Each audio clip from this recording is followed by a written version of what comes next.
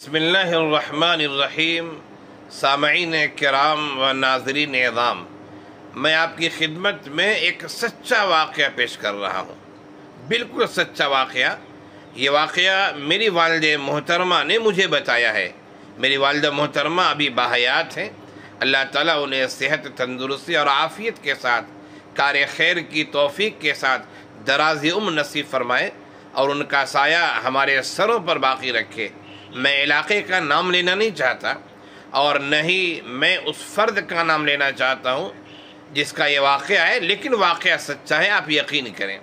میری والدہ محترمہ کو معتبر ذریعے سے، یعنی جس نے مشاہدہ کیا ہے، دیکھا ہے، انہوں نے بتایا ہے۔ واقعہ یہ ہے کہ ایک آدمی تھا جس کو ایک ہی لڑکا تھا، صرف ایک لڑکا، ایک لوتا بیٹا جسے کہتے ہیں۔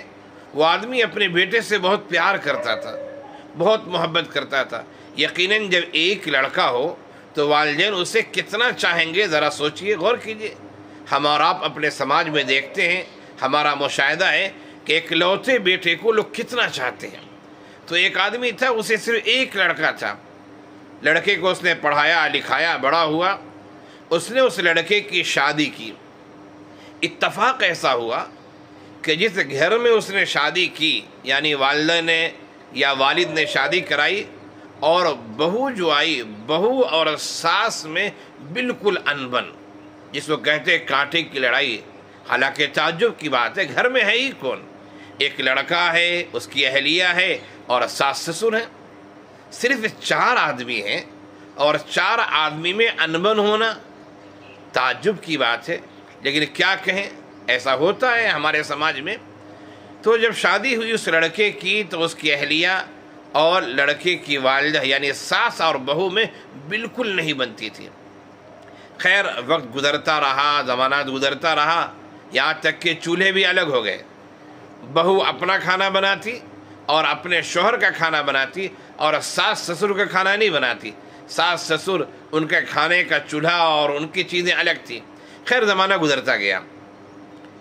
ایک وقت ایسا آیا کہ سسر کا انتقال ہو گیا، یعنی لڑکے کے والد کا انتقال ہو گیا۔ اب جیسے انتقال ہوا، لوگوں میں خبر عام ہوئی، اور پھر اس کی تجہیز و تکفین کا انتظام کیا گیا، اور پھر انہیں دفن کرنے کے لیے قبرستان لے جایا گیا۔ یہاں گھر میں لڑکا کی والدہ بیٹھی تھی، رو رہی تھی، لوگ دلاسا دے رہے تھے کہ شوہر کا انتقال ہو گیا، کیا کیجیے گا؟ ایک لڑکا ہے، ایک بہو ہے، 3 آدمی ہیں، اطمینان سے رہیں، زندگی گزاریں۔ لیکن لڑکے کی والدہ کے ذہن و دماغ میں، یعنی اس بہو کے ساس کے ذہن و دماغ میں یہی بات گھوم رہی تھی کہ جب میرے شوہر تھے تو میری بہو نے میرا خیال نہیں کیا، اب تو میرے شوہر کا انتقال ہو گیا ہے، پتہ نہیں بہو میرے ساتھ کیا سلوک کرے گی، لڑکا کیا سلوک کرے گا، میں کیسے زندہ رہوں گی۔ وہ اس فکر میں ڈوبی ہوئی تھی۔ ادھر لوگ جنازے کو قبرستان لے جاتے، نماز پڑھتے ہیں، تدفین کرتے ہیں۔ تدفین کرنے کے بعد جیسے ہی لوگ گھر آتے ہیں، واپس آتے ہیں، عورتیں تسلی دے رہی اس خاتون کو جس کے شوہر کا انتقال ہو گیا ہے۔ اس عورت نے جو گھر کے آنگن میں بیٹھی ہوئی تھی، اس عورت نے آسمان کی طرف دیکھا، آسمان کی طرف دیکھا، اور اس کی زبان سے صرف ایک جملہ نکلا، اے میرے مولا، تو نے مجھے کس کے سہارے چھوڑ دیا ہے؟ میرے مولا، میرا ہے کون؟ میرے شوہر کا انتقال ہو گیا، بیٹا خیال نہیں رکھتا، بہو سے بنتی نہیں ہے، میرے مولا کس کے سہارے تو نے چھوڑ دیا ہے؟ یہ جملہ کہنا تھا کہ اس کے ساتھ ہی اس بوڑھی خاتون کی روح قبض ہو گئی، اس کا انتقال ہو گیا، ایک ہنگامہ بپا ہو گیا۔ ابھی تو اس کے شوہر کا انتقال ہوا تھا، لوگ تجہیز و تکفین سے فارغ ہوئے تھے، دفن کر کے لوٹے تھے، رشتہ دار وغیرہ گھر میں آئے تھے کہ ہنگامہ ہو گیا کہ خاتون کا انتقال ہو گیا ہے، ساس کا انتقال ہو گیا۔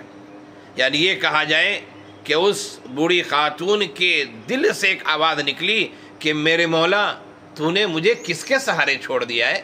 بہو میری بات نہیں سنتی، بیٹا میری بات نہیں سنتا، میرے مولا اٹھا لیجئے، یہ گویا کہ اس کے دل کی آواز تھی، اور منٹوں اور سیکنڈوں میں دعا قبول ہو گئی، اور پھر اس کا بھی اسی وقت انتقال ہو گیا۔ ایسا بھی ہوتا ہے میرے دوستو کہ منٹوں اور سیکنڈوں میں دعائیں قبول ہوتی ہیں۔ اپنے والدین کی قدر کر لیجئے۔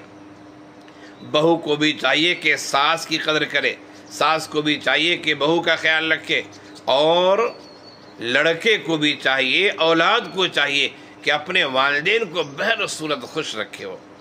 ہاں، خلاف شریعت کام تو نہیں کر سکتے ہم، لیکن شریعت نے جو دائرہ ہمیں دیا ہے، یقیناً والدین کا اکرام، والدین کا احترام، والدین کی تعظیم، والدین کی توقیر، والدین کا خیال رکھنا، یقیناً یہ ایک اولاد کی ذمہ داری ہے۔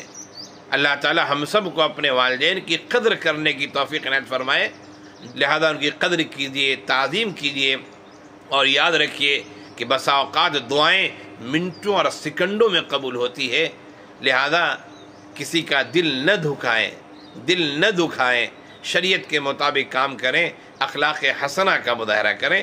اللہ ہم سب کو عمل کی توفیق عنایت فرمائے، آمین یا رب العالمین۔